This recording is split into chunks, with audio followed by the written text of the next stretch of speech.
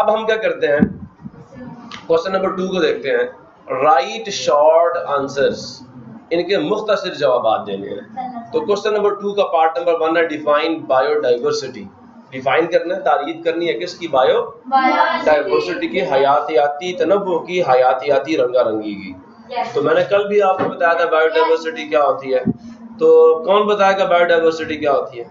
जी जनाब, रंगारंगी तो होती है, इसकी तारीफ बताओ, आप डिफाइन करो इसको। एक शख्स समंदर में एक चीज नहीं होती, अलग अलग। हाँ, मेरी बात सुने, मेरी सुनने के बाद आप, हमारे माहौल में सिर्फ हम इंसान ही हैं, और भी जानवर हैं। तो कितने और जानवर हैं? उन सब की तादाद, कितनी किस्म के और जानवर हैं? हम एक इंसान है, बकरियां भी हैं, बैल भी हैं, याद है?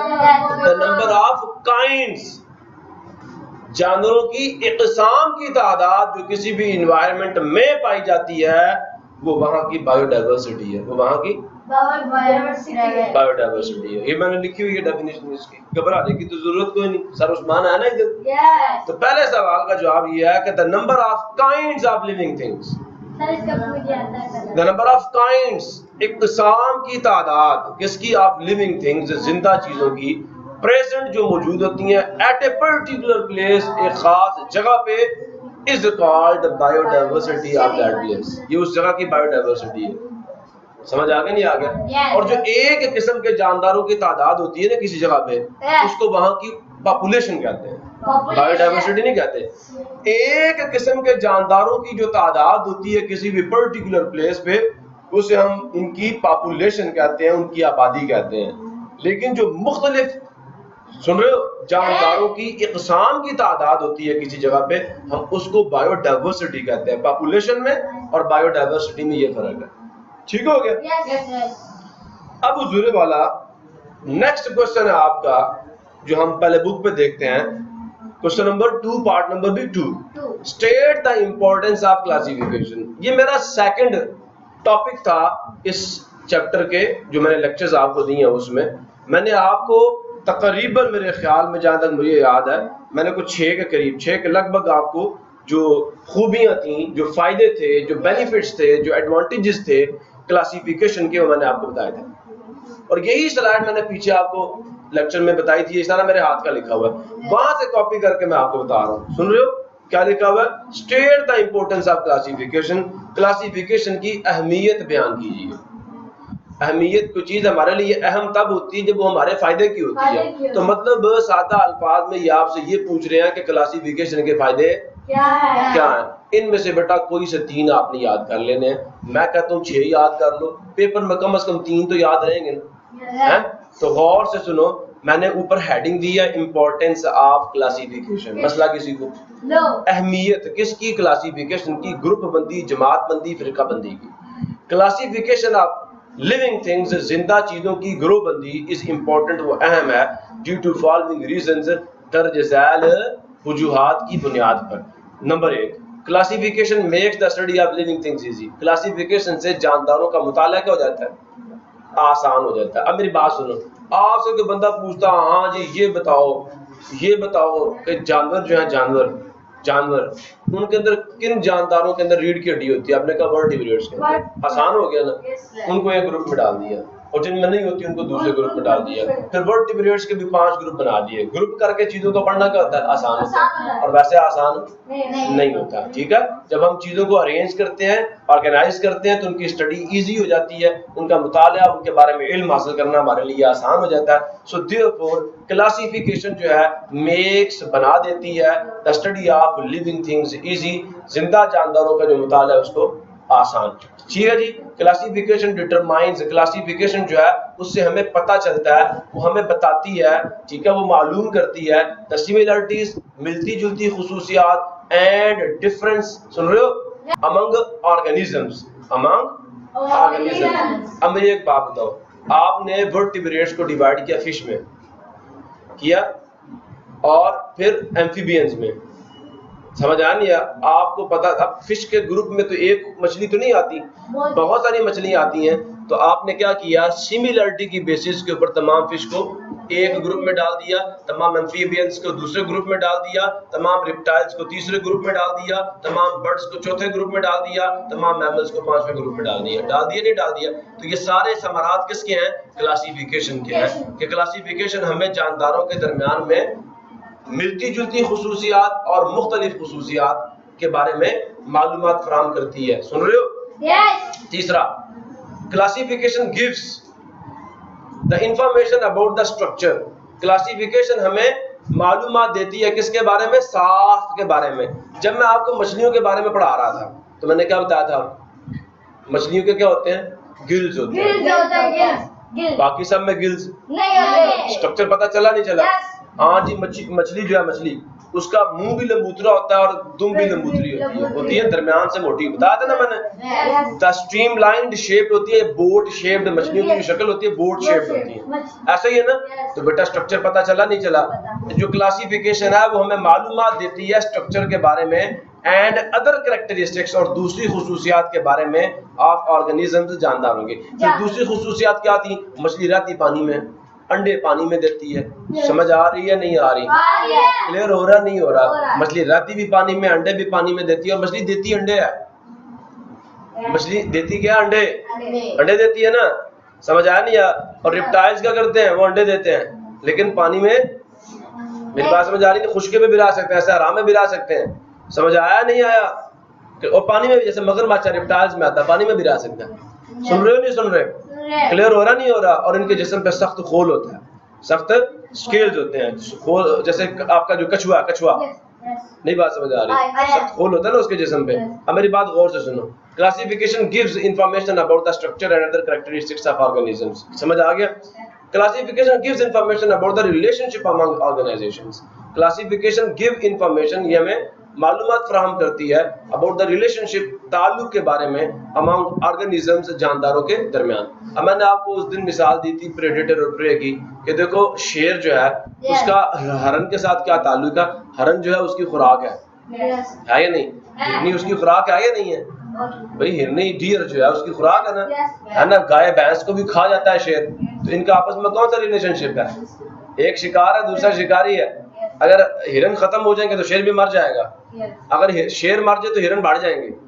ताल्लुक है नहीं है? है ना ताल्लुक? और हिरन का और घास का क्या ताल्लुक है? हिरन ज्यादा होंगे तो घास कम हो जाएगी, घास बढ़ेगी तो हिरन भी बढ़ेंगे। समझ आ रही है? तो रिलेशनशिप भी हमें बताती है कि एक जानदार का दूसरे जानदार के साथ क्या ताल्लुक है। आगे चलें। Classification helps us to identify the newly discovered organisms. Classification हमारी मदद करती है इस बात का पता लगाने में, इस बात को पहचानने में कि कौन से जानवर न्यूली डिस्कवर्ड है, नए नए दरियाफ्त हुए जिनके बारे में पहले दुनिया नहीं जानती थी। ठीक है? क्लासिफिकेशन हेल्प्स, क्लासिफिकेशन मदद करती है हमारी इन साइंटिफिक नेमिंग, साइंसी नाम रखने में, आप लिविंग थिंग्स, जिंदा चीजों के। सुन रहे हो या नहीं सुन रहे? अच्छा, अब हम आगे चलते हैं। तो आपका क्वेश्चन नंबर 2 जो है उसके मैंने आपको 6 पॉइंट्स दे दिए। ठीक है? अब उनमें से कोई से 3 याद कर लो। ठीक हो गया? Write the differences between worms, insects.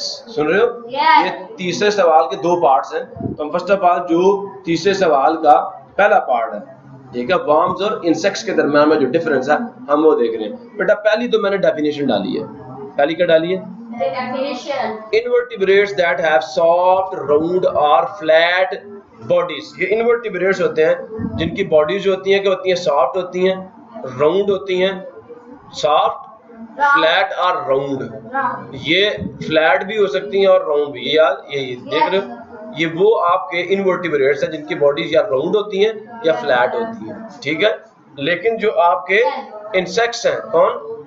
Insects, उनका क्या होता है? देखो इनकी बॉडी, इनकी टांगे होती हैं, जोरदार टांगे। ऐसा ही है ना? ये मैंने सारी बातें यहाँ पे आपको लिख के दे दी हैं आपके क्वेश्चन नंबर 2 के आंसर के अंदर। ठीक है जी?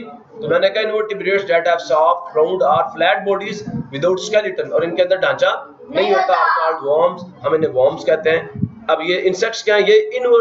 ये क्या है? ये भी इनवर्टिब्रेट्स हैं दैट हैव जॉइंटेड लेग्स। इनकी टांगे जोरदार होती हैं और उनकी टांगे नहीं होती। सेगमेंटेड बॉडीज, इनके जिस्म के 3 हिस्से मैंने बताया था, सेगमेंट्स बने। सर था, सर था, सीना था और पेट था। याद आया नहीं यार? तो have segmented bodies and hard body covering, और इनके जिस्म के ऊपर एक सख्त खोल होता है, ठीक है, आर कॉल्ड इंसेक्ट्स, हम इनको इंसेक्ट्स या हशरात कहते हैं। दूसरी क्या खूबी है, worms have soft bodies, worms का जिस्म क्या होता है, नरम होता है। इंसेक्ट्स हैव हार्ड बॉडीज, उनका जिस्म सख्त होता है, ठीक है। वर्म का जिस्म क्या होता है, नरम होता है। क्या होता है, worms have soft bodies, worm का जिस्म नरम होता है। insects have hard bodies, insects का जिस्म सख्त होता है। worms do not have exoskeleton, worms के जिस्म के बाहर कोई खोल नहीं होता। अभी मैंने केंचुआ दिखाया ना आपको, अर्थवर्म, उसके बाहर तो कोई खोल नहीं होता, लेकिन जो इंसेक्ट्स है इनके जिस्म के बाहर एक खोल होता है, जैसे मैंने आपको वो काली चूंटी का कल बताया था। worms do not have legs, तो इंसेक्ट्स हैव लेग्स, इंसेक्ट्स की क्या होती हैं, टांगे होती हैं, जोरदार टांगे होती हैं, जॉइंटेड लेग्स होती हैं। ये फर्क समझ आ गया? अब ये आपने लिख देना है। अब दूसरा फर्क जो पार्ट बी में आपसे पूछा गया था आपकी बुक के ऊपर, कि एम्फीबियंस एंड रिप्टाइल्स में क्या फर्क है, तो मुझे ये बताएं क्या फर्क है दोनों में। Amphibians have moist and loose skin without scales. जो एम्फीबियंस होता है, मेंढक देखा ना, मेंढक, उसकी जिल्द नमदार होती है, ऐसे ही होती है, मॉइस्ट का मतलब ये है, एंड लूज और ढीली डाली होती है, जैसे बुढ़े लोगों की जिल्द नहीं होती उस तरह। स्किन विदाउट स्केल्स, लेकिन उसके ऊपर छिलके नहीं होते। रिप्टाइल्स हैव ड्राई, जो रिप्टाइल्स है उनकी जो जिल्द होती है वो खुश्क होती है, थिक क्या होती है, मोटी और खुरदरी और सख्त होती है स्किन, विद स्केल्स, और उसके ऊपर छिलके होते हैं, ठीक है। एम्फीबियंस ले एग्स इन वाटर, एम्फीबियंस जो है वो अपने अंडे कहाँ पे देते हैं, पानी में, और तो reptiles lay eggs on land. Amphibians कहाँ पे अंडे देते हैं, एम्फीबियंस कहाँ पे अंडे देते हैं, एम्फीबियंस कहाँ पे अंडे देते हैं, वाटर में, और रिप्टाइल्स कहाँ पे देते हैं, मगरमच्छ अंडे देने के लिए जमीन पे आता है, कछुआ अंडे देने के लिए जमीन पे आता है। समझ आ गई होगी सबको? आगे चलते हैं। अब बेटा गौर से सुनना, एक और सवाल आ गया जी आपकी बुक से, चौथा सवाल जो है क्वेश्चन नंबर 2 का, what is the similarity between the fungi and animal. Fungi kingdom में और एनिमल किंगडम में क्या क्या खुसूसियत जो है वो मिलती है, इनमें क्या सिमिलरिटी है, ठीक है, कौन सी खुसूसियत सेम है। Fungi and animals both are heterotrophs. अब पहली बात तो ये, आपको अगर हेटेरोट्रॉफ्स नहीं पता तो आप ये सवाल का जवाब समझ नहीं सकते। बेटा एक होते हैं ऑटोट्रॉफ्स, AUTO ऑटो, और ट्रॉफ्स के स्पेलिंग वो लिखे हैं TROPHS ट्रॉफ्स। ऑटोट्रॉफ्स वो जानदार होते हैं जो अपनी खुराक खुद तैयार कर लेते हैं, जैसे कि पौधे, अब सेब खुद बनाते हैं, अपनी खुराक खुद तैयार, ऐसे ही ना, सेब कहाँ पे लगते हैं, पौधों पे लगते हैं, और खुराक है, ठीक है जी। तो फंजाई भी अपनी खुराक खुद तैयार नहीं करते, और जानवर भी अपनी खुराक खुद तैयार नहीं कर सकते, ठीक है। एक और खूबी है, उन्होंने पूछी एक थी ना, what is the similarity, is का और नहीं का, तो मैंने एक ही लिखी है, वरना एक और सिमिलैरिटी थी कि फंजाई जो है वो भी क्या है, मल्टी सेलुलर है, और जानवर भी क्या मल्टी सेलुलर है, लेकिन क्योंकि उन्होंने पूछी है खूबी है, तो फलियादा मुझे ये बेहतर लगा कि मैं हेटेरोट्रॉफ लिख दूं, कि ये दोनों अपनी खुराक को तैयार नहीं कर सकते, दोनों हेटेरोट्रॉफ्स हैं। प्रॉब्लम किसी को बात समझ आ गई है बच्चों? अब आगे देखें, कहते हैं राइट वन कैरेक्टरिस्टिक्स, एक खूबी लिखें, एंड वन एग्जांपल, और एक मिसाल दें आप kingdom Monera and kingdom protista, दोनों की एक एक खूबी बयान करनी है। ये देखो, right one characteristic and one example of Monera and protista, ठीक है। ये कितनी खूबियां मैंने लिखी हुई हैं, उन्होंने कहा इनमें से कोई एक बता दो। ये जो मैंने 7 खूबियां लिखी हैं ना, इनमें से कोई एक खूबी बता दो कि kingdom monera contain unicellular organisms, ठीक है। आप ये भी कह सकते हो monera are unicellular organisms, kingdom monera या मोनेरा एक ही बात, ओ मोनेरा भी कह सकते हो, ठीक है, क्लियर हो गया। और आगे आपने 8वीं एग्जांपल दे देनी है कि बैक्टीरिया इसकी एग्जांपल है, बस, या आप दूसरी डाल दो, दे स्ट्रक्चर इज वेरी सिंपल, ठीक है, समझ आया नहीं यार? तो इनमें से कोई एक खूबी डाल, मैं कहूँगा पहली डाल दो, और उसके बाद लास्ट पे एग्जांपल दे दो, बस ये पूछा उन्होंने। सिमिलरली किंगडम प्रोटिस्टा, तो kingdom protista contain unicellular and multicellular organisms, इसमें कुछ यूनिसेलुलर होते हैं, कुछ मल्टी सेलुलर होते हैं। अब ये मैंने एग्जांपल्स दी हैं। दूसरा, amoeba and paramecium are unicellular, ये एग्जांपल्स भी आ गई हैं। ये क्या है? एग्जाम्पल्स। आप ये देखो नंबर 1 डाल के आगे नंबर 7 डाल दो बस। उन्होंने एक पूछी, आप 2 3 दे दो, ठीक हो गया। वैसे पूछी एक है तो एक ही देना, बस क्लियर हो गया। नहीं तो 3 भी दे दे तो मसला कोई नहीं है। तो ये बेटा आपकी एक्सरसाइज का क्वेश्चन नंबर 2 जो है वो हुआ कंप्लीट, वो पहुंचा अपने इंजाम को। अब देखते हैं क्वेश्चन नंबर 3। कहते हैं कंस्ट्रक्टेड रिस्पांस क्वेश्चंस। इधर पुत्र आपको ये असल में काम आपका है, ये रिस्पांस आपने खुद बनाना है। ये किसने बनाना है? गूगल पे जाना है, आपने सवाल वहां पे लिखना है और जवाब तलाश करके मुझे बताना है, ठीक है। लेकिन क्योंकि बहुत सारे बच्चों के पास इंटरनेट अवेलेबल नहीं है तो मैं ये करता हूं कि आपको इनके जवाब खुद बता देता हूं। पहले प्रॉब्लम को समझो।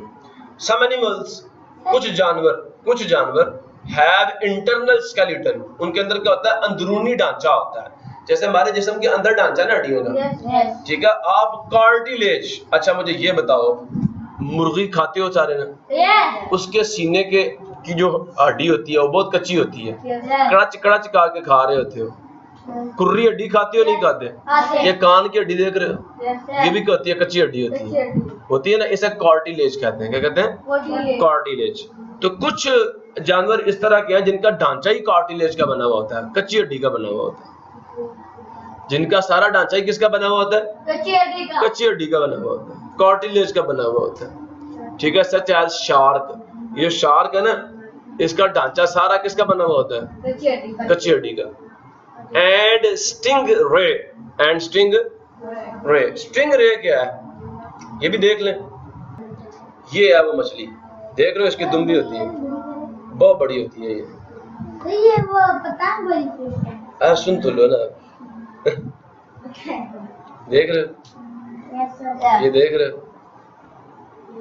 अब ये इधर कुछ लोगों ने पकड़ी हुई है ये, और वो कह रहे हैं देखो हमने कितना बड़ा चमत्कार कर लिया, ठीक है। किसी को कुछ नहीं बोलते। ये स्टिंग रे है, समझ आ गई नहीं आ गई? We will talk about this, कि किसी को कुछ कहेगी या नहीं कहेगी, लेकिन फिलहाल ये समझ आया कि नहीं आया कि व्हाट इज दिस, स्टिंग रे क्या है, ठीक है। स्टिंग रे क्या है, समझ आया कि नहीं आया? हाँ, ये असल चीज है। सही है, कहीं पे छुप भी जाती है और किसी को पता भी नहीं लगता है, इसको ऊपर से कर देते हैं, ठीक है। अगर किसी को मसला है तो पूछे, वरना आगे चलते हैं। स्टिंग रे मैंने आपको दिखा दी, शार्क ये बनी हुई है आपके सामने। शार्क तो सबको नजर आ रही होगी। अच्छा जी। They feed on other animals, ये दूसरे जानवरों पर गुजारा करती हैं, मतलब उनको खाती हैं। एनिमल्स जानवरों को, आप समझ आया नहीं है? हाँ, आप समझ आ गई है।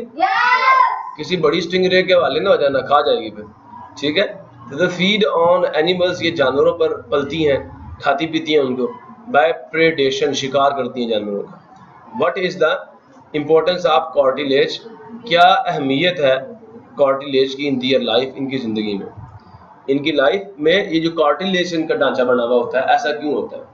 इनका ढांचा कार्टिलेज, ये शार्क है ना, शार्क, इसे समंदर का शेर कहते हैं, सब कुछ खा जाती है ना। हाँ, मेरी बात समझ आ रही है ना? जो शार्क होती है ना, इसे समंदर का शेर कहते हैं, लाइन ऑफ द ओशन।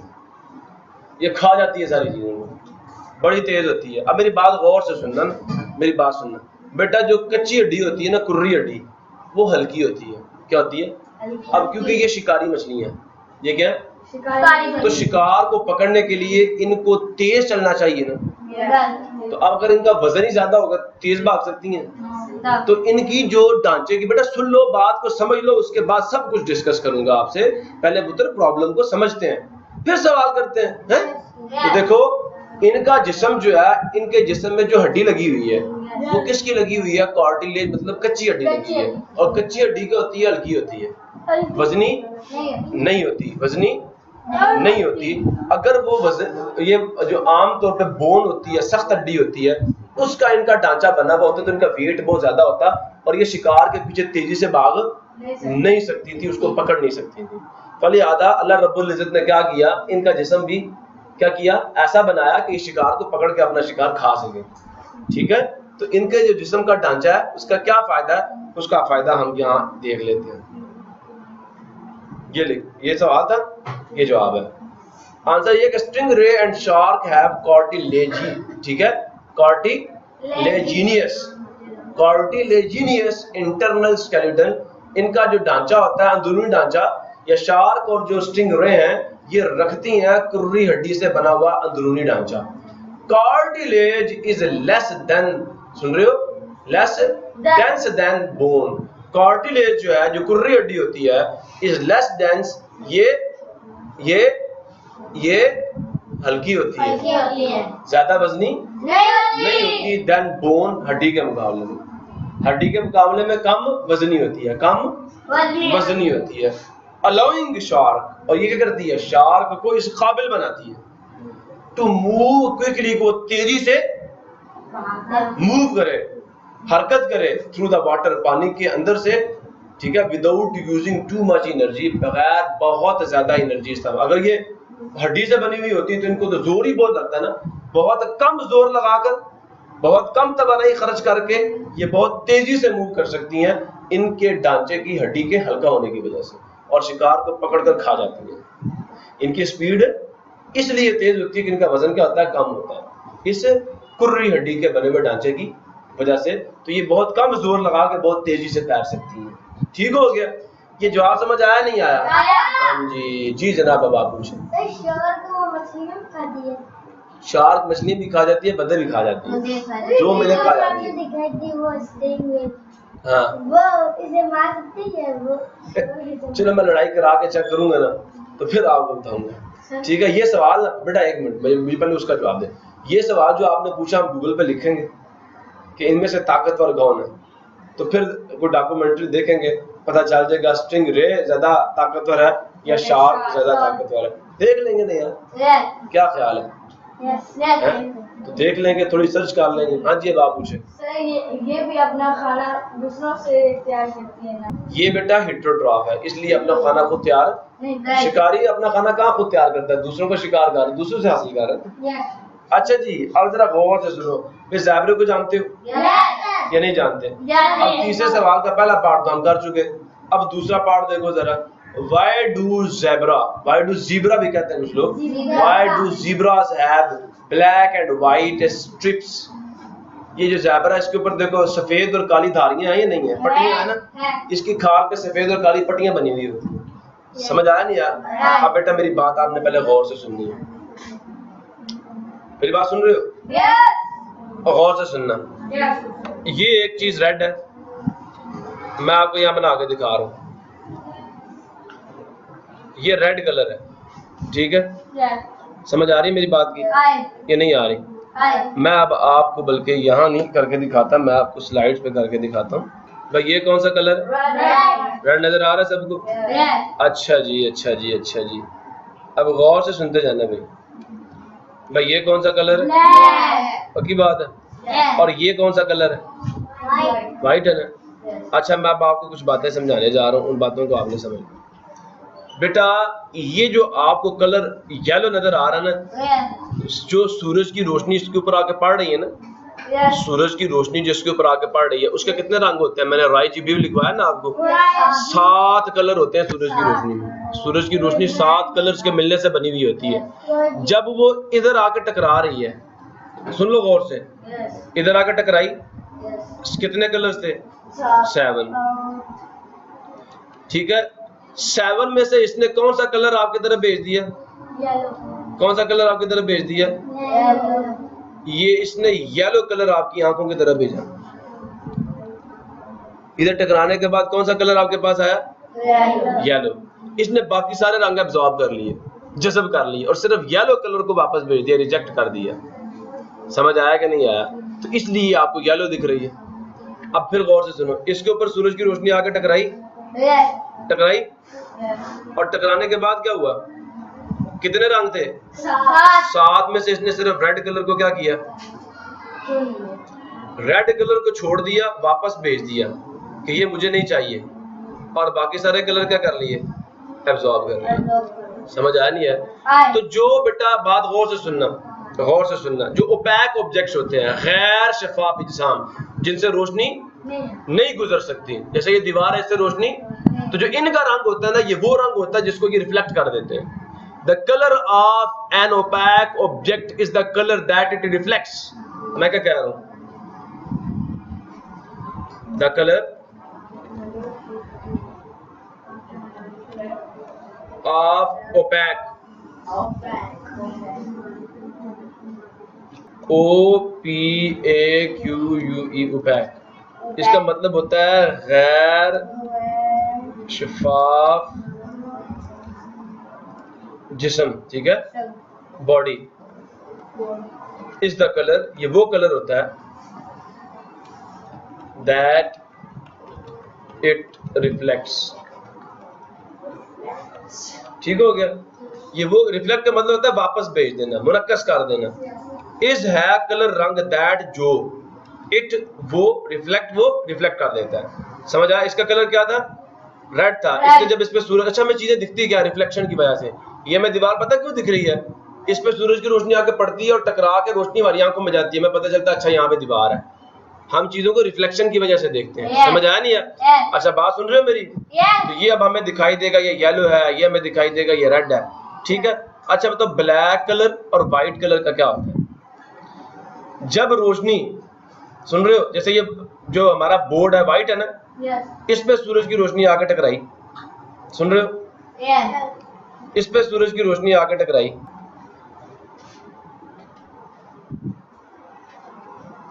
फिलहाल येलो कलर से मैं एक लाइन ड्रॉ करने लगा हूं। किससे? इस पे आके टकराई तो क्या होगा? इस व्हाइट बोर्ड पे जब सूरज की रोशनी आकर टकराएगी, सूरज की रोशनी का रंग क्या होता है? व्हाइट ही होता है ना। टकरा के सारी रोशनी वापस आ जाएगी, कोई रंग भी एब्जॉर्ब। तो व्हाइट ऑब्जेक्ट्स जो होते हैं ना, वो हमें व्हाइट क्यों दिखते हैं? क्योंकि they absorb no colour of light, वो कोई रंग भी एब्जॉर्ब नहीं करते, जो रोशनी के सारे सबको वापस भेज देते हैं। व्हाइट कलर कुछ भी absorb, white colour reflects the whole light, इस वजह से हमें व्हाइट दिखाई देता है। समझ आ गई मेरी बात की? अब बात करते हैं ब्लैक की। ब्लैक पता क्या करता है? देखो ब्लैक कलर पता क्या करता है? ये रोशनी वापस भेजता ही नहीं है, सारी एब्जॉर्ब कर लेता है, और वहां से कुछ भी वापस हमारी तरफ, जब रोशनी ही नहीं आएगी तो अंधेरा होगा नहीं होगा? तो ब्लैक कलर सारे के सारे रंग एब्जॉर्ब कर लेता है। White colour reflects all light and absorb nothing.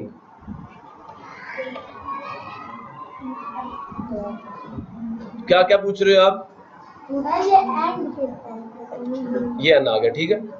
White का मतलब सफेद, कलर का मतलब रंग, रिफ्लेक्ट ये वापस मोड़ देता है ऑल लाइट, सारी रोशनी को, एंड अब्सॉर्ब और जज़ब करता है नथिंग, कुछ भी जज़ब नहीं करता, कुछ भी जज़ब, सब कुछ वापस भेज देता है। लेकिन ब्लैक कलर क्या करता है? एब्सॉर्ब्स होल लाइट, ये सारी रोशनी को एब्सॉर्ब कर लेता है, एंड रिफ्लेक्ट्स नथिंग, और वापस जब रोशनी वापस आएगी नहीं हमारी आंख में, तो इसका मतलब रोशनी खत्म हो गई है। तो हमें लगता है यार यहाँ पे तो कुछ भी नहीं है, लेकिन वो एब्सेंस ऑफ लाइट होती है। तो ब्लैक कलर असल में कलर नहीं है, ये एब्सेंस ऑफ लाइट है। ठीक हो गया? मेरी बात समझ आई या नहीं आई? अब मुझे ये बताओ, रोशनी सबसे ज्यादा कौन सा कलर एब्सॉर्ब करता है? सबसे ज्यादा ब्लैक। ब्लैक सारी रोशनी एब्सॉर्ब कर लेता है। समझ आया नहीं है? रेड कलर क्या करेगा? 6 कलर एब्सॉर्ब कर लेगा, 7वां वापस भेज देगा। जो येलो वो क्या करता है? 6 कलर एब्सॉर्ब करता है, 7वां वापस भेज देता है। व्हाइट क्या करता है? व्हाइट क्या करता है? कुछ भी एब्सॉर्ब नहीं करता, सारे वापस भेज देता है। कुछ बात समझ आई नहीं आई? अब अगर आपको ये बात समझ आ गई है तो फिर मैं आगे वाली बात करता हूँ। अब बेटा ये जो कलर्स होते हैं ना, कलर्स होते हैं, मेरी बात सुन रहे हो? ये एनर्जी होती है, ये फोटोन्स होते हैं। क्या होते हैं? ये फोटोन्स होते हैं, ठीक है। समझ आ रही है मेरी बात की? जिससे क्या होता है, आपका बॉडी टेम्परेचर, धूप में बैठो ना तो जिस्म गर्म होता नहीं होता। अब मेरी बात गौर से सुनना, सुबह के वक्त ज़ेब्रा जंगल में रहता है, ज़ेब्रा जंगल में रहता नहीं रहता, इसके जिस्म पे दो रंग आपको नजर आ रहे हैं, एक ब्लैक और दूसरा व्हाइट। ब्लैक पता क्या करता है, सुबह सुबह के वक्त जब ठंड होती है तब तो ये सूरज से सारी रोशनी एब्जॉर्ब करता है और ज़ेब्रे के जिस्म को गर्म रखता है, सारी एब्जॉर्ब करेगा तो ज़ेब्रे का जिस्म क्या रहेगा, गर्म रहेगा। पता चला नहीं चला? समझ आ रही है नहीं आ रही? और ज़ेब्रा सख्त गर्मी के अंदर भी क्या करता है, चल रहा होता है। अब बात और से सुनना, दूसरा कलर इसमें कौन सा, व्हाइट कलर। व्हाइट कलर का करता है, जो इतनी तेज धूप होती है तेज धूप का कोई कलर भी एब्जॉर्ब नहीं करता, उसको वापस भेज देता और ज़ेब्रे के जिस्म को ठंडा। अब कुछ बात समझ आई है कि नहीं है? हाँ जी। तो ये ज़ेब्रे को इन कलर्स का ये फायदा, ठीक हो गया। और ये जो आप मैंने लिख दी है, ये सारी बात समझ आई है, सारी सिचुएशन समझ आई है। तो देखो, जो चीज जितने ज्यादा कलर्स एब्जॉर्ब करेगी ना, वो उतना जल्दी उसका टेम्परेचर बढ़ेगा, उतना जल्दी गर्म हो जाएगी। कहते हैं ब्लैक कलर की जो गाड़ी होती है जल्दी गर्म हो जाती है, क्यों? क्योंकि वो सारी रोशनी एब्जॉर्ब कर लेती है। और व्हाइट कलर की गाड़ी धूप में जल्दी गर्म नहीं होती, क्यों नहीं होती? क्योंकि वो सारी रोशनी को रिफ्लेक्ट कर रही होती है। समझ आई है मेरी बात? ये नहीं है। तो जो रंगदार गाड़ी होती है जल्दी गर्म हो जाती है, और जो व्हाइट गाड़ी होती है जल्दी गर्म नहीं होती है। ब्लैक गाड़ी बहुत जल्दी गर्म हो जाती है, क्योंकि सारी रोशनी अपने अंदर एब्जॉर्ब कर लेते हैं। तो जो अंदर बंदे बैठे होते हैं, कहता है गर्मी, आए गर्मी। समझ आ रही है नहीं आ रही? अब मैं आगे चलूं, ये बात पता मैंने यहाँ पे लिख दिया है। Black and white strips of zebra have thermoregulatory function. जो ब्लैक एंड व्हाइट स्ट्रिप्स होती हैं, जो पट्टियां होती हैं ज़ेब्रा के ऊपर, हैव थर्मोरेगुलेटरी, उनका क्या काम होता है, हरारत को रेगुलेट करना, हरारती तश्कील का काम होता है उनका, फंक्शन करता है काम को। The basic idea is that, जो असल जो बुनियादी जो इसके अंदर आइडिया जो तस्वुर है वो ये है कि black strips would absorb heat. जो ब्लैक स्ट्रिप्स हैं वो क्या करेंगी, हीट को जज़ब करेंगे, वापस नहीं भेजेंगी, जज़ब कर लेंगी इन द मॉर्निंग, सुबह के वक्त, and warm up the zebra, और ज़ेब्रे को गर्म रखेंगी, ठंड नहीं लगने देंगी। तो ज़ेब्रे की वाकई मौज है। आगे चले फिर, जब के व्हाइट स्ट्रिप्स जो है, जो सफेद धारियां, ठीक है, धारी कहते हैं पट्टी हुई जिसकी जिस्म पे, रिफ्लेक्ट लाइट, रोशनी को दफा कर देती है, भगा देती है, ठीक है। मोर ज्यादा भगा देते हैं, ऑब्जर्व तो करती नहीं है, ठीक है। Reflect light more and could thus help, तो वो मदद करती हैं ज़ेब्रा को ठंडा करने में। एज द ग्रेस, ठीक है, जब वो चरते हैं, ग्रेजिंग का मतलब होता है चरना। जैसे भी आप लेक्चर के बाद चरना शुरू करेंगे, है ना, लंच करेंगे नहीं करेंगे, तो वो एज द ग्रेस, जब वो चरता है, कहाँ पे, फॉर आवर्स, घंटों तक, इन द ब्लेजिंग, तपती हुई, ठीक है, शोले मारती हुई जो सनलाइट है उसके अंदर।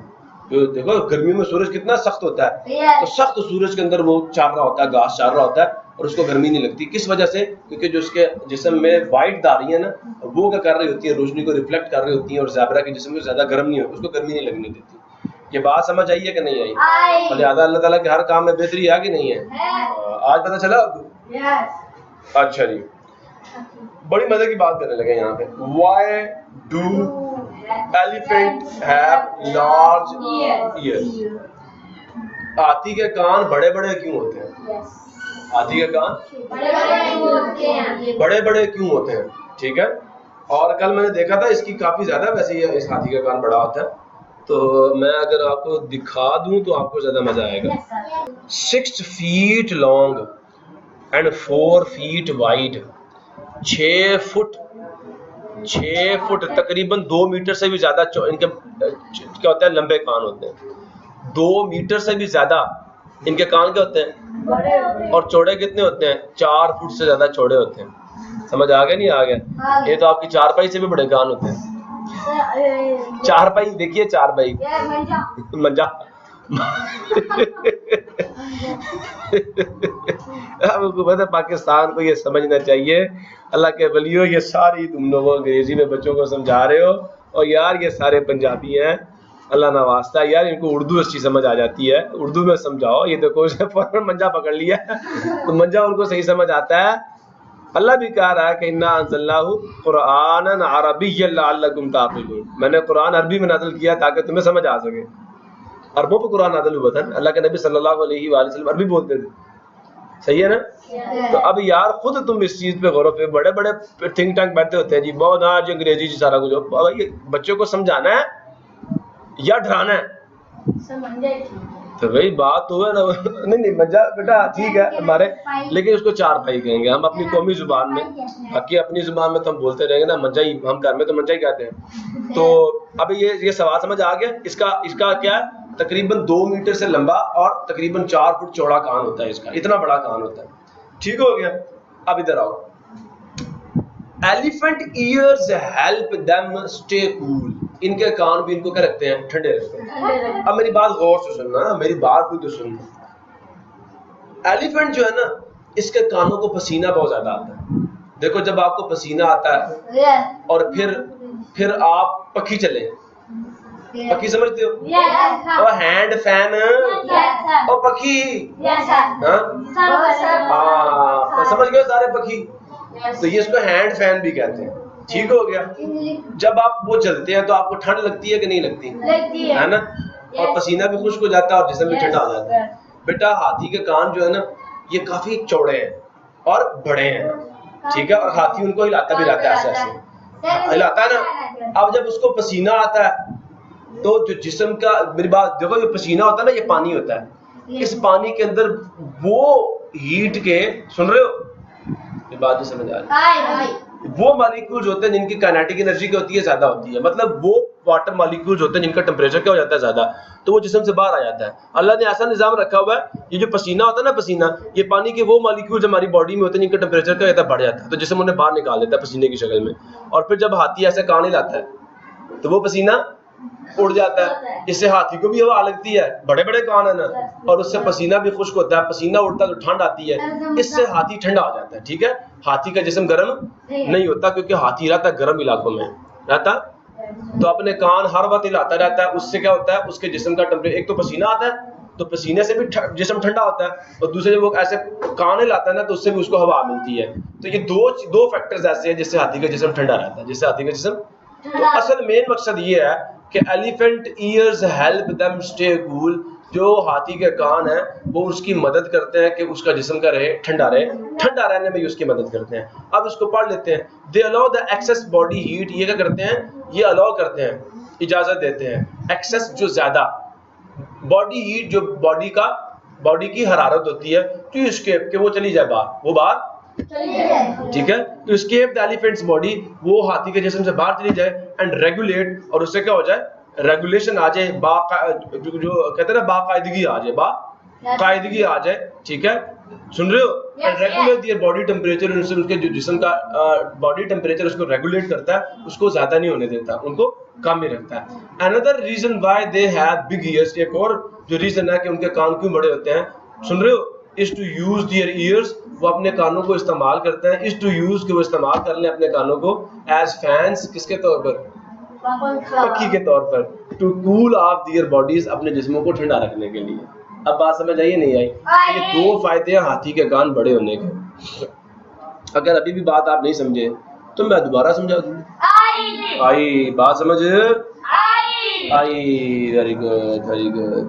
ये लो जी, हाथी भी हो गया, ज़ीब्रा भी हो गया।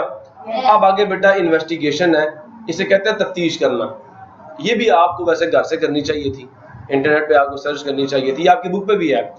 इन्वेस्टिगेट करें, तफ्तीश करो अबाउट द फैक्टर्स, उन अवामिल के बारे में, रिस्पॉन्सिबल जो जिम्मेदार हैं फॉर द एक्सटिंक्शन, मादूम होने की, ऑफ बायोडाइवर्सिटी, हयातियाती तनव्वुर की। कुछ जानवर दुनिया से खत्म हो गए हैं जैसे डायनासोर्स, तो कहता है वो अवामिल बताओ जिसकी वजह से ये खत्म हो गए, वो वजूहात बताओ जिसकी वजह से ये खत्म हो गए। तो बेटा जवाब क्या है, इधर देखें, मैंने उस दिन भी बताया था, पढ़ लेते हैं। फॉलोइंग आर द फैक्टर्स, दर्ज झैल वो अवामिल हैं for the extinction of biodiversity, biodiversity के मादूम होने की, जानवरों के मादूम होने की। कटिंग ऑफ ट्रीज, दरख्तों का काटना, फॉर कल्टीवेशन एंड अर्बनाइजेशन, किसके लिए, काश्तकारी के लिए और शहरी आबादी को आबाद करने के लिए, शहर आबाद करने के लिए। उससे क्या होता है, दरख्त कटते हैं तो बहुत सारे जानवरों के घर तबाह हो जाते हैं, हो जाते हैं। तो वो जो परिंदे वहां पे रह रहे होते हैं, अब उनको तो रहने को जगह नहीं मिलेगी, वो वहां से उड़ के कहीं ऐसे इलाके में चला जाएगा जहाँ पे उनको वो माहौल मिले, जहाँ पे उनको वो माहौल मिले। तो क्या हो गया, कितने जानवर तो आपके जंगल कटने की वजह से यहाँ से चले गए, तो आपकी बायोडाइवर्सिटी डिस्टर्ब हुई नहीं हुई। पहले हो सकता है 100 किस्म के जानवर उस माहौल में थे, जैसे दरख्त काटे तो हो सकता है 50 किस्म के जानवर उड़ के चले गए। समझ आई मेरी बात की नहीं है? तो ये कहा जा रहा है, ठीक हो गया, कि दरख्त काटने से भी बायोडाइवर्सिटी में कमी आती है, खास तौर पर परिंदे तो भाग जाते हैं, बाकी बात है। Excessive hunting of animals. दूसरा क्या कि हम जानवरों का ना बेजा शिकार करते हैं बगैर किसी वजह के, पागलों की तरह, हद से ज्यादा ना, समझ आ गई मेरी बात की, शिकार करते हैं। उससे क्या होता है, जब किसी एक जानवर का बहुत ज्यादा शिकार किया जाता है, जानवर क्या हो जाता है, खत्म हो जाता है, मादूम हो। जैसे मैंने कल आपको ब्लैक डियर की एग्जांपल दी। पोल्यूशन, ये जो दरिया सिंध में कल मैंने कहा था इंडस डॉल्फिन, ये बेटा किस वजह से खत्म हुई है, कचरा डालते थे पानी के अंदर, तो उस कचरे की वजह से उसको बीमारी लगी, वो अंधी हो गई, इस वजह से उसकी जो पॉपुलेशन थी उसमें क्या आ गई, कमी आ गई, ठीक हो गया। क्लाइमेट चेंज, बाल का क्या होता है, जैसे हाथी गर्म मौसम में रहते हैं, किसमें रहते हैं, गर्म इलाके के जानवर है, ठीक है, वहां पे क्लाइमेट चेंज आया, ठीक है, वहां पे क्या आया, क्लाइमेट चेंज आया, जैसे बहुत बड़ा ज़लज़ला आ गया है, बहुत बड़ा, उससे वहां पहाड़ बन गए, ऐसे हुआ है हिस्ट्री में, ऐसे हुआ है, वहां पे क्या बन गए, पहाड़ बन गए। पहाड़ जहाँ होते हैं वहां बारिश होती है, तो वहां बारिश होना शुरू हो गई, पहाड़ों पर बर्फ पड़ना शुरू हो गई, सर्दी आ गई, सुन रहे नहीं सुन रहे, अब आदि सर्द इलाके में तो नहीं रह सकता, सारे हाथी मर गए क्लाइमेट चेंज की वजह से। क्लियर हुआ ये नहीं हुआ? ये जो डायनासोर्स दुनिया से मरे हैं ना, वो साइंटिस्ट ये बताते हैं, साइंसदानों का ख्याल है कि जमीन के ऊपर खला से एक बहुत बड़ा पत्थर आकर टकराया, बहुत बड़ा पत्थर जब आकर टकराया तो क्या हुआ, क्यों मारे गए पता है आपको? अब बहुत गौर से सुनना, मेरी बात सुनो तो सही। उससे बेटा जमीन के ऊपर ना जो धूल होती है, मिट्टी, कई दिन तक जमीन के ऊपर मिट्टी के बादल जो है छाए रहे, उससे डायनासोर्स को नजर नहीं आता था, खाने को कुछ नहीं मिला और वो भूख से मर गए। फिर आस्ता आस्ता मिट्टी नीचे आई तो वो सारे डायनासोर तकरीबन मरे हुए थे। कुछ बात समझ आई है नहीं आई? तो ये क्लाइमेट चेंज है, उधर की आबो हवा तब्दील हो गई, तो आबो हवा के तब्दील हो जाने की वजह से भी कुछ जानवर मर जाते हैं। अब तुम इधर मैदानी इलाकों से, मेरा एक स्टूडेंट है अहमद, मनसेरा में रहता है, कहता सर उस्मान हम यहाँ से बड़ी बकरी जब मनसेरा लेके जाते हैं, वहां पे होती है ठंड, ये बकरियां वहां जाके मर जाती हैं, ये ठंड नहीं सह सकती, वरना इधर की बकरियां बहुत अच्छी बकरियां होती हैं, ज्यादा दूध देती हैं, लेकिन ये जो मैदानी इलाकों, गर्म इलाके की बकरी वहां पे नहीं रह सकती। क्लियर हुआ नहीं हुआ? तो ये क्लाइमेट चेंज की वजह से भी जानवर मर जाते हैं। बेटा एक और आपको कह रहा है, give an example of extinct and endangered animal. कहता है एक मिसाल देनी है आपने ऐसे जानवर की जो मादूम हो चुका हो, खत्म हो चुका हो, और एक ऐसी मिसाल देनी है जो इंडेंजर्ड एनिमल हो, जिसको मादूम होने का खतरा हो। ठीक है, समझ आया नहीं यार? इन्वेस्टिगेट और फिर तफ्तीश करें, which animals are most likely to be extinct in the near future. तफ्तीश करें, जांच पड़ताल करें कि कौन सा जानवर ऐसा है which is most likely to be extinct, जिसके मादूम होने के इम्कानात बहुत ज्यादा है इन द नियर फ्यूचर, मुस्तकबिल करीब में, मुस्तकबिल में वो मादूम हो जाएगा। ठीक है, उसकी मिसाल क्या, पांडा, पांडा है ना, पांडा, ब्लैक डियर, मार्क 4, हमारे मुल्क में मार्क 4, मैंने कल बकरा दिखाया था ना बड़े बड़े सिंगों वाला, वो हमारा बेटा नेशनल एनिमल है, उसका शिकार बहुत ज्यादा लोग करते हैं, उसका शिकार बहुत ज्यादा करते हैं, इस वजह से उसके मादूम होने के चांसेस बहुत ज्यादा है। मैं आपको इसका प्रॉपर आंसर बताता हूँ। ठीक है, देखो एक एक मिसाल दी है, 2 सवाल पूछे हैं, एक एग्जांपल एक्सटिंक्ट की और दूसरी इंडेंजर्ड की। मैंने आपको पहले एग्जांपल्स दी हैं एक्सटिंक्ट एनिमल्स की। डोडो, क्या डड्डू नहीं पढ़ना, डोडो, ये लो जी। अभी हम डोडो को देखते हैं, ये एक्सटिंक्ट हो चुका, खत्म हो चुका है, ये बड़ा खूबसूरत किस्म का परिंदा है, तो डोडो एक्सटिंक्ट हो चुका है, ये है डोडो।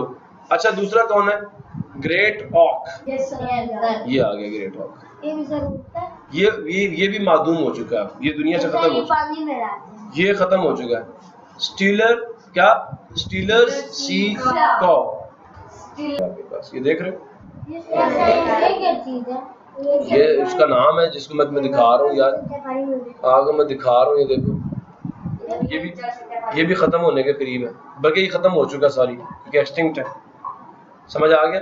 पैसेंजर्स पिजन पैसेंजर्स, ये लो बेटा, मेरे स्पेलिंग में एरर हो गया, सही है हमारे गांव में। ठीक है। ये देखो ये इस परिंदे का नाम है, और ये भी क्या हो चुका है, मादूम हो चुका है। क्या हो चुका है? ये भी है। ठीक है, ये क्या हो चुका है, मादूम हो चुका है, खत्म हो चुका है। ये भी अब दुनिया में बाकी नहीं है, हमारे गांव में है। बेटा वो फाख्ता है, ऐसा वो ठीक पकता है। ये डिफरेंट किस्में हैं परिंदों की भी, ठीक है। तो ये खत्म हो चुके हैं। मैंने और उन्होंने एक पूछी थी, मैंने आपको 4 एग्जांपल बता दी। अब एग्जांपल्स ऑफ इंडेंजर्ड एनिमल्स, तो वो जानवर जिनको मादूम होने का खतरा लाक है वो कौन से? लिपर्ड, चीता दिखा था कल मैंने, स्नो लिपर्ड दिखा था कल मैंने, इंडियन वाइल्ड एस, ठीक है। ये है, तो ये भी क्या है, ये भी मादूम होने वाला है, ठीक है। इंडेंजर्ड है, लोग इसका शिकार बहुत ज्यादा करते हैं। माउंटेन शीप, कौन सा शीप? ये पहाड़ी भेड़ है, जिसको मैं भी आपको दिखाता हूँ। हमारे वैसे मारखोर है, इसे लैम कहते हैं। मारखोर ये यार, ये हमारे साथ इस तरह का हमारे गांव में है। मारखोर है, मारखोर, ठीक है। इसको हमारे गांव में एशियन ब्लैक बियर, ये बेटा ये जो मदारी आते हैं ना तमाशा करने वाले, तो उनके पास जो होता है ब्लैक बियर, मैं आपको ये भी दिखा देता हूँ।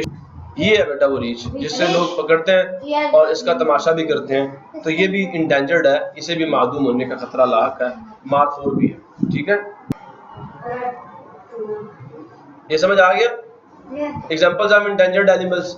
अब उन्होंने एक बात आपसे पूछी है, इधर देखें कि इन्वेस्टिगेट, अब ये बताओ कौन से जानवर ऐसे हैं जिनके फ्यूचर में, नियर फ्यूचर में मादूम होने के इम्कानात बहुत ज्यादा हैं।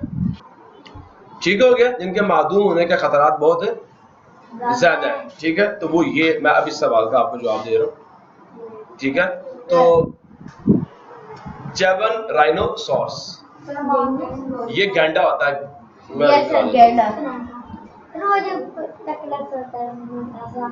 सब देखोगे मुझसे आज। ये है डायनासोर, सॉरी राइनोसॉर्स, इसे गैंडा कहते हैं हम अपनी जुबान। इसके भी मादूम होने के खतरात बहुत ज्यादा हैं, ठीक है। पानी वाला घोड़ा नहीं यार, ये गैंडा पानी में घुसा हुआ है। आगे चले, उसके बाद चीता आप सबको पता है, टाइगर पता है, रेड ट्यूना ये मछली का नाम है। ये मछली है, लोग बहुत ज्यादा इसको खाते हैं मजे के साथ, बड़ी मजे की मछली होती है ये। तो अच्छा भाई, अच्छा ठीक है, ये देख लिए ना। ये रेड ट्यूना, मतलब आप मेरे से कल को शिकवा ना करे, सर ने दिखाया नहीं है। एशियन एलिफेंट, एलिफेंट देखा हुआ नहीं देखा हुआ? माउंटेन गोरिल्ला नहीं देखा हुआ? ये बड़े बड़े बंदर होते हैं, हाँ ये आ गया माउंटेन गोरिल्ला। अब ये बड़े बड़े देख रहे हो, इन गोरिल्लास के भी मादूम होने के चांसेस बहुत ज्यादा हैं, लोग इनका भी शिकार करते हैं, इनको मारते हैं, ठीक है। इरावेदी रिवर डॉल्फिन, ठीक है। तो ये एक डॉल्फिन है इरावेदी, ये वो डॉल्फिन है जिसके मादूम होने के खतरात बहुत ज्यादा हैं। ये आप सब ने देखी होगी, आप सब इससे वाकिफ हो। ये वो आपको तालाब के अंदर भी मिलती होती है ना, सर्कस में, सबने देख ली है ये। तो ये बेटा किस वजह से खत्म हो रही है? क्योंकि लोग इसको सर्कस में लेके जाते हैं, शिकार करते हैं, तो फिर मरेगी ना, ठीक हो गया। हुजूर वाला, यहाँ तक आपकी एक्सरसाइज मैंने कर दी है कंप्लीट, ठीक है। अब आपका मुझ पे किसी किस्म का कोई एतराज नहीं है। प्रोजेक्ट आप सबके लिए, आप सबने खुद करना है। एल्बम ऑफ एनिमल्स आपने बनानी है, मटेरियल बता दिया, ओल्ड न्यूज़पेपर मैगजीन चाहिए, सीजर कैंची चाहिए, गम गोंद चाहिए, सुन रहे हो, कलर्ड मार्कर्स चाहिए और एल्बम चाहिए। किसी को मसला हो करना क्या जी? कट पीसेस, ये प्रोसीजर आपको बता दिया है। Cut pictures of 2 animals from each of the 5 groups of vertebrates, सुन रहे हो?